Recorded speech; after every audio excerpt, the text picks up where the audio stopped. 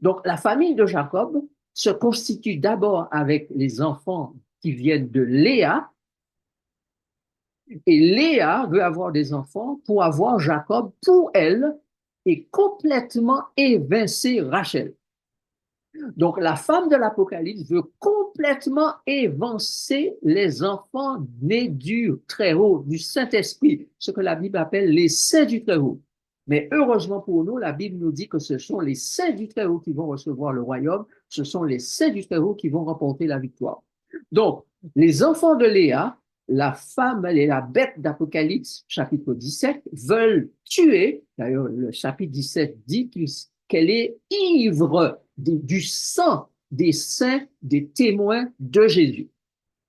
Donc, les fils de Léa vont tout mettre en œuvre pour éliminer les fils de Rachel, Joseph et Benjamin. D'ailleurs, vous avez vu dans l'histoire de Jacob et de la famille de Jacob, les frères de Jacob ont soif du sang de Jacob. Ils veulent le tuer. Et finalement, grâce à Reuben, eh bien, ils le vendent comme esclave. Mais plus tard, on va voir que Benjamin, lui, va aussi être massacré. Et presque toute la tribu va disparaître. De 25 000 de la tribu, il n'en est resté que 600. Bon. Donc, vous comprenez bien qu'il y a un acharnement des enfants de Léa, donc d'un groupe de personnes qu'on peut symboliser par enfants de Léa. Vous voyez bien que l'Ancien Testament nous rapporte par une histoire ce qui se passe dans la réalité parmi les hommes. Donc, des êtres humains qui se déchirent entre eux, notamment les juifs et les non-juifs, les chrétiens et les protestants, entre catholiques et protestants, les chrétiens contre d'autres religions ou l'islam contre d'autres religions. Il y a depuis la nuit des temps des familles qui sont issues du même père Abraham qui se déchirent. Et dans Apocalypse 17, c'est exactement la même chose qui nous est rapportée. Euh, eh bien, la femme et la bête veulent la mort des enfants de Dieu, du peuple de Dieu. Bon, parce qu'ils sont animés par l'esprit du dragon. D'ailleurs, si vous notez le texte de Genèse et que vous voyez le sens des noms, eh bien, le mot Jacob, ou plutôt Israël, veut dire Dieu prévaut ou lutter avec Dieu. Donc finalement, c'est Dieu qui va remporter la victoire avec son peuple Israël et le reste de sa postérité. Et il va falloir engager le combat avec Dieu, lutter avec Dieu, et pour obtenir cette victoire, lutter sur ses genoux, lutter dans la prière, lutter par le jeûne, lutter par la compréhension en essayant de comprendre vraiment ce que disent les Écritures. Euh, mais il faut savoir qu'on aura une opposition farouche, celle de la descendance des enfants nés de la prostitution, donc Léa, ce qu'on symbolise par les enfants de Léa, contre nous, donc, et il va falloir que Dieu intervienne pour ramener la paix, pour ramener le cœur des enfants à leur père et le cœur des pères à leurs enfants, comme le dit le prophète Malachie. Donc, le diable, qui est menteur et meurtrier, eh bien, pendant des siècles, il va, avec l'autorisation de Dieu, faire la démonstration de ses intentions, de son caractère, de son administration de la planète Terre et de l'humanité. Et il va démontrer que sa seule capacité, c'est de piétiner les enfants de Dieu, les êtres humains, les esclavagiser, les dominer, les frapper de toutes sortes de maladies, et leur faire une misère pas possible. OK? Voilà. Alors, quel était donc le nom de cette femme associée à la bête? Regardez Apocalypse chapitre 17, verset 5. Sur son front était écrit un nom, un mystère. Babylone la grande, la mère des impudiques et des abominations de la terre. Voilà. Donc, l'ensemble bête et femme s'appelle Babylone, mère des impudiques et des abominations de la terre, parce qu'elle couche avec la bête. La femme couche avec la bête. La bête, c'est l'ensemble des habitants de la terre. La bête, ce sont les eaux la bête, c'est les nations, les langues, les rois et les peuples. Donc, on peut dire que c'est une femme qui couche avec une bête pour avoir des enfants qui vont suivre l'esprit de la bête, c'est-à-dire l'esprit de la chair. L'esprit de la chair. Donc, ils seront omnibulés, traumatisés, ils seront imbus, pleins de désir et de passion pour la chair, et, et le sexe deviendra quelque chose de prépondérant dans la société humaine. Cinquième indice, la bête n'est plus, elle va aller à la perdition.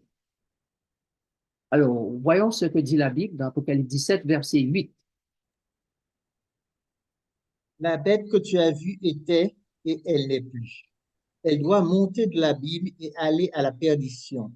Et les habitants de la terre, ceux dont le nom n'a pas été écrit dès la fondation du monde dans le livre de vie, étonneront en voyant la bête parce qu'elle était et qu'elle n'est plus et qu'elle reparaîtra. Voilà. Maintenant, regardez ceci à l'écran. Bête, c'est équivalent à peuple, foule, nation, langue. Donc, on peut dire les eaux, les grandes eaux que tu as vues. Si vous regardez dans votre Bible, chapitre 17, verset 14, 15, ouais, c'est plutôt verset 15, vous allez voir que l'ange dit les eaux que tu as vues sur lesquelles la prostituée est assise, elle est assise sur la bête, mais c'est comme si elle était assise sur des eaux, et ces eaux-là sont les peuples, des foules, des nations et des langues. Maintenant, donc, la bête, c'est aussi l'humanité, la chair, la femme, l'homme. D'ailleurs, si vous lisez Genèse 2, verset 23 et verset 24, vous allez voir que le texte dit l'homme quittera son père et sa mère et s'attachera à sa femme et les deux deviendront une seule chair. Donc, l'homme, la femme, c'est de la chair. Et dans Genèse 6, verset 3, eh bien, il est dit, l'Éternel dit, mon esprit ne restera pas toujours dans l'homme, car l'homme n'est que chair, et ses jours seront de 120 ans. Donc, la symbolique de la femme, de l'homme, donc de la femme et de la bête dans la Bible, c'est la chair pécheresse naturellement, qui n'obéit pas à la parole de Dieu. Paul dit dans 1 Corinthiens chapitre 15, verset 50, ce que je dis, frère, c'est que la chair et le sang ne peuvent hériter le royaume de Dieu et que la corruption n'hérite pas l'incorruptibilité. Donc, la chair sera détruite. Donc, vous comprenez bien plus, puisque la chair sera détruite et le diable veut que nous soyons détruits, il fait tout ce qu'il peut pour que nous puissions nous soumettre à la domination de la chair. Donc, la chair femme va dominer sur la chair homme, la chair homme va dominer sur la chair femme et vice-versa, mais la chair domine sur la chair donne satisfaction à la chair et la chair ne vit pas selon l'esprit, puisque le texte dit dans Jean chapitre 6, verset 63, c'est l'esprit qui vivifie, la chair ne sert de rien. Les paroles que je vous ai dites sont esprit et vie. Marchez selon l'esprit, dit Paul dans Galates chapitre 5, verset 16 et 17, et vous n'accomplirez pas les désirs de la chair. Donc, quand le texte dit que la bête doit aller à la perdition, c'est quelque chose de normal, puisque la chair va être détruite. Les créatures de Dieu ayant le péché, avant le péché, pardon, marchaient selon l'esprit. Elles étaient des êtres humains, mais ayant en eux un esprit ou un esprit enfermé dans la chair. Donc, quand les êtres humains ont péché, eh bien, la chair a pris le dessus. Et ils ont été voués à la destruction et à la mort en tant qu'être humain, n'est-ce pas? Puisque le texte dit que l'esprit retourne à Dieu qui l'a donné. Hein? Donc, chaque être humain vivant est en même temps un mort vivant, puisque la chair est destinée à la destruction, elle est en train de se détruire, elle va à la mort. Mais Dieu, dit la Bible, n'est pas le Dieu des morts, c'est le Dieu des vivants. Voilà pourquoi Jésus dit, la volonté de celui qui m'a envoyé, c'est que je ne perde rien de tout ce qu'il m'a donné, mais que je le ressuscite au dernier jour. La volonté de mon Père, c'est que quiconque voit le Fils et qui croit en lui ait la vie éternelle et je le ressusciterai. Donc, je lui donnerai un corps nouveau. Je récupérerai mon esprit à la mort et cet esprit-là sera placé dans un corps nouveau. C'est ça la résurrection, le fait que Dieu nous donne un corps nouveau. Il met son esprit dans un corps qui est neuf et qui va durer pendant l'éternité. Donc, la bête était, n'est plus, elle va à la perdition. Elle reparaîtra au grand étonnement des habitants de la terre, non inscrits dans le livre de vie. Donc, la bête était, elle va aller à la perdition, nous avons vu, c'est la chair. Mais cette domination de la chair va revenir à la fin du monde. Et au grand étonnement des habitants de la terre, non inscrits dans le livre de vie. C'est-à-dire que beaucoup de gens qui vont à la perdition avec la bête vont être quand même étonnés de ce qui va se passer au niveau de la bête. Non seulement la domination de la chair, mais une autre chose que nous allons découvrir tout de suite et qui va étonner les habitants de la terre. Donc, tous les habitants de la terre dont le nom n'ont pas été inscrits dans le livre de vie s'étonneront de voir le grand nombre de susciter et de ressusciter, d'appelés, d'élus et de fidèles qui n'ont pas été affectés par le vin de Babylone, le vin de la femme prostituée, la coupe, ils n'ont pas bu de celle-là, de cette coupe-là. Et les habitants du monde croyaient que c'est tout le monde qui était en adoration derrière la bête. Non, Dieu s'était réservé beaucoup de gens qu'il va susciter au dernier moment, qu'il va ressusciter au dernier moment, et le monde sera étonné de voir la victoire que l'agneau va remporter en nombre sur lui.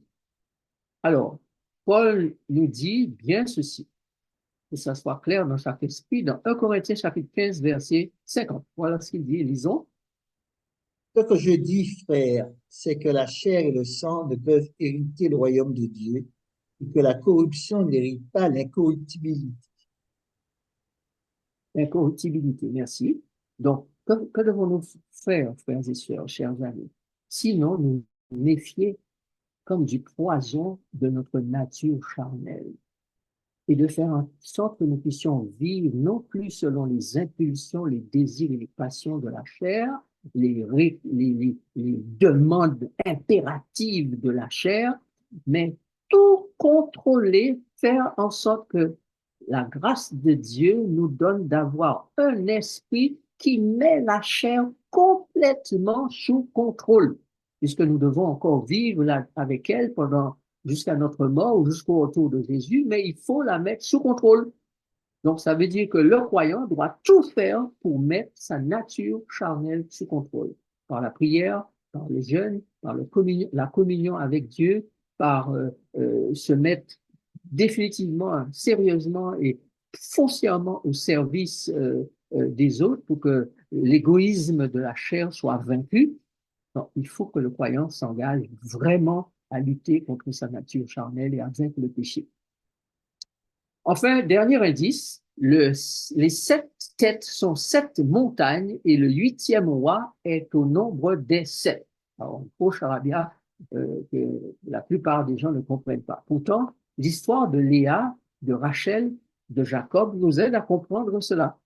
En effet, écoutez bien, Léa a eu 7 enfants de Jacob qui représentent une grande partie de la famille de Dieu sur terre, sur laquelle l'esprit de l'abîme, c'est-à-dire l'esprit satanique, domine à travers des responsables. C'est pour ça on parle de têtes. Les têtes, ce sont les responsables ou l'intelligence qui dirige ces sociétés humaines. On les appelle des têtes. Et ces têtes-là ont été corrompus et sont encore corrompus, vont être corrompus par le diable, le dragon, celui qui sort de l'abîme. Quelles sont les grandes têtes qui ont existé et qui sont tombées? Puisqu'il est dit que 5 ont disparu, une existe et il y a une autre qui doit venir et qui est elle-même un 8e roi.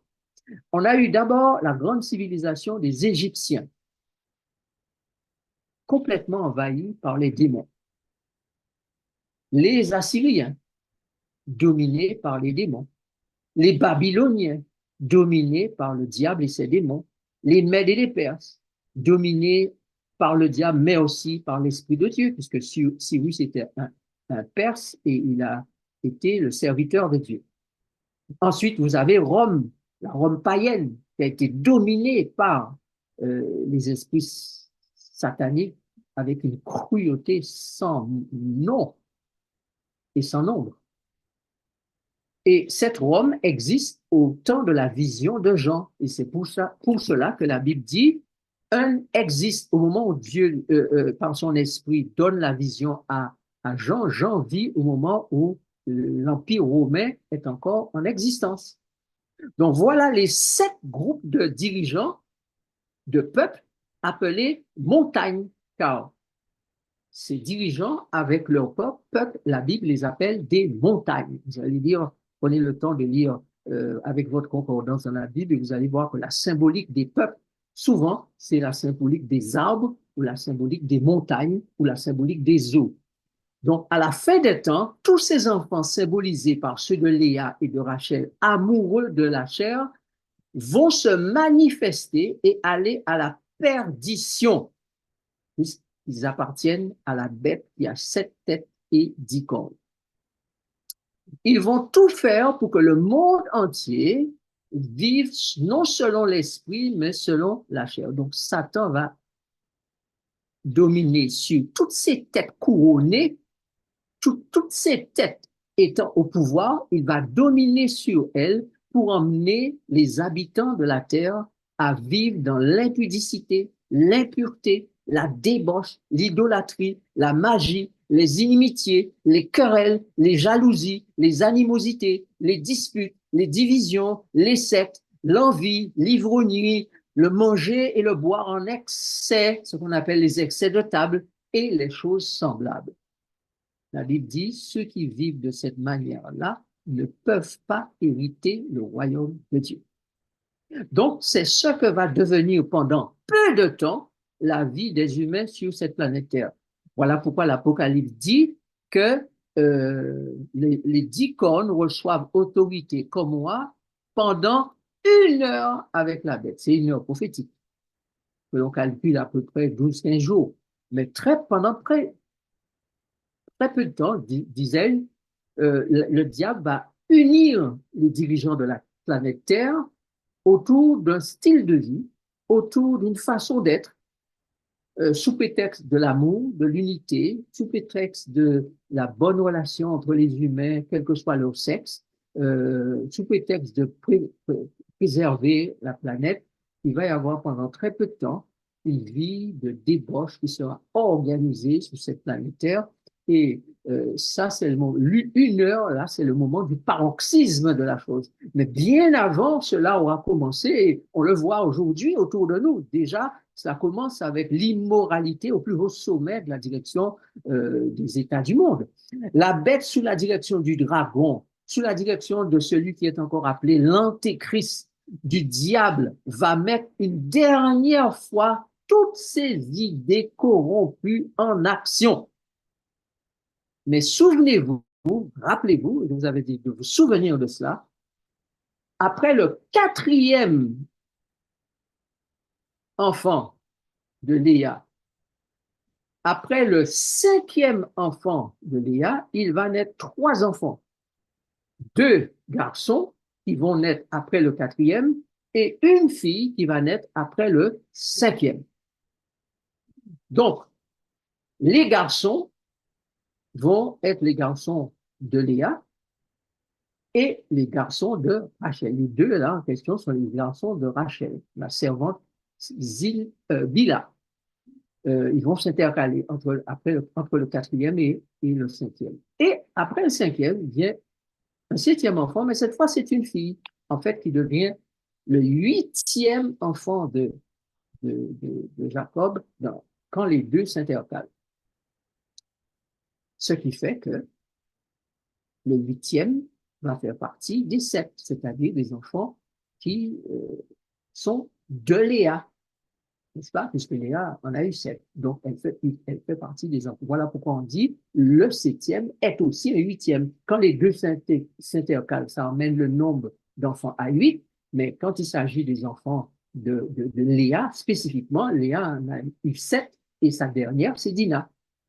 Donc, au début du 7e millénaire d'existence des humains, un groupe arrive qui n'est plus le pouvoir de la nature masculine, mais le pouvoir de la nature féminine avec tous ses atouts sexuels et qu'il va y avoir une débauche d'impudicité, un déferlement d'une vague d'impudicité sur la planète Terre sous le signe des pratiques sexuelles illicites, impudiques, mais pour les uns et les autres, normales.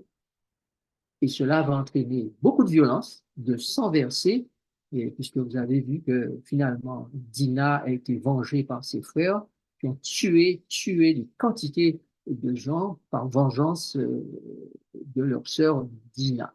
Donc le monde va verser dans la violence, dans l'impudicité, dans la prostitution et dans l'adultère. Donc c'est ça la bête, les désirs et les passions de la chair qui vont dominer en maître. Mesdames, messieurs, mesdemoiselles, ne vous laissez pas entraîner par la vague car elle est séduisante à un point terrible. Montrez votre corps après que vous ayez montré votre esprit. C'est-à-dire que ceux qui appartiennent à l'esprit de Dieu ne doivent pas montrer leur corps de n'importe quelle manière. Ils doivent d'abord faire valoir l'esprit qui est en eux pour que s'il y a quelqu'un qui s'intéresse à eux, il s'intéresse d'abord à leur esprit et à leur caractère, tout en s'intéressant naturellement à leur physique. C'est pas un péché, n'est-ce pas? Puisque on est fait ainsi fait. Mais il ne faudrait pas qu'il y ait un esprit malin qui anime la personne pour qu'elle mette plus d'accent sur le physique et pas suffisamment sur l'esprit et le caractère. Or, c'est le monde d'aujourd'hui. Pour qu'on me voie, pour que je sois attirante, pour qu'on s'intéresse à moi. Alors, je mets mes atouts sexuels dehors et ainsi, j'aurai quelqu'un qui va se rapprocher de moi pour avoir un mari, voilà, pour avoir une femme. D'accord? Donc, ce que Dieu voudrait, c'est que nous ne vivions plus selon la chair, mais que nous vivions selon l'esprit et que notre caractère soit ce qui est mis en avant et pas les atouts sexuels. Maintenant, la prochaine fois, nous allons venir plus en détail sur ce 8e roi. Mais que faudra faire ou que devrait faire ou que lui faudra-t-il faire, je parle de ce 8e roi, pour pouvoir gagner le combat? Eh bien, le texte biblique le dit. Et c'est le dernier texte de ce soir. Ils combattront contre l'agneau et l'agneau les vaincra parce qu'il est le Seigneur des seigneurs et le roi des rois. Et les appelés, les élus et les fidèles qui sont avec lui les vaincront aussi.